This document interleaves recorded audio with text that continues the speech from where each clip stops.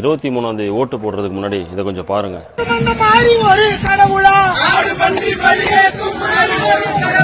பெண்களை கற்பழித்த கண்ணன் ஒரு கடவுளா அளவு குட்டி ஆடி வரும் பக்தனே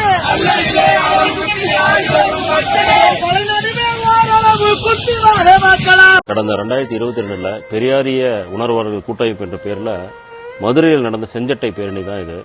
எவ்வளவு தைரியமா ஒரு பெரும்பான்மையான இந்து சமுதாயத்தையும் இந்து கடவுள்களையும் இழிவுபடுத்தி பொதுவெளியில தரங்கிட்டு பேசியிருக்காங்கன்னு பாருங்க.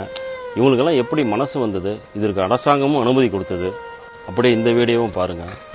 நீங்க போற பாதைக்கு மற்ற மாட்டு சமுதாயம் மாற்று மதத்துக்கு உள்ளதுக்கு புதுசா ஒரு சட்ட ஒழுங்கு பிரச்சனை வரக்கூடாதுன்னு காவல்துறை தான் சொல்லுது. ஆனா முடியாதுன்ற காரணம்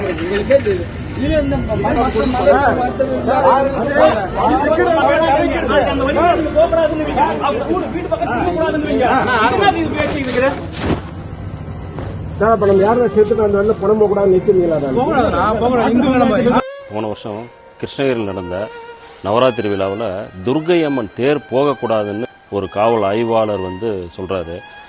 அது முக்கியமா என்னன்னா, அந்த பகுதியில் மாற்று மதத்தினர் இருக்காரு, அதனால நீங்க போகக்கூடாதுன்னு சொல்லி தடை விதிச்சாங்க. ப்ரொசீடிங்ஸும் கொடுத்தாங்க. ஒருத்தர் நின்னா சைவம் படுத்தா வைணவம் சொல்றாரு. ஒருத்தர் கொசு டெங்கு காய்ச்சல் மலேரியாவை போல சனாதன தர்மத்தை ஒழிப்போன்னு சொல்றாரு. ஒருத்தர் 100 வருஷம் பழமையான லட்சுமி கோயில், சரஸ்வதி கோயில், பார்வதி கோயில் எல்லாம் நான் தான் உடைச்சேன், ஆனா எப்படி ஓட்டு வாங்க தெரியும்னு சொல்றாரு. ஒருத்தர் திருப்பதி ஏழுமலையான் கோவில் இருக்க உண்டியலுக்கு எதுக்கு பாதுகாப்புன்னு கிண்டலா பேசுறாங்க. ஒருத்தர் ஓசி பஸ்ன்றாரு.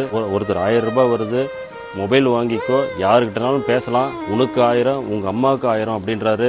இந்து மதம், கலாச்சாரம், இந்து தர்மம் எல்லாம் உங்களுக்கு அருவருப்பா இருக்குன்னா ஒரு இந்துவோட ஓட்டும் உங்களுக்கு அருவருப்பா தானே இருக்கணும். இந்த மொத்த இந்து விரோதிகளுக்கும் ஒரு முடிவு கட்டணும்னா வரும் 23ஆம் தேதி உன் விரல் அந்த ஓட்டிங் மிஷின் கிட்ட போகும்போது இந்த திமுக அரசாங்கம் இந்த 5 ஆண்டுகள்ல இந்துக்களுக்கு இழைத்த அநீதிகள் எல்லாமே கண்மூடி வரணும். உன்னுடைய ஒரு ஓட்டு இந்த தமிழ்நாட்டின் தலையெழுத்தை மாத்திர ஓட்டா அமையணும்.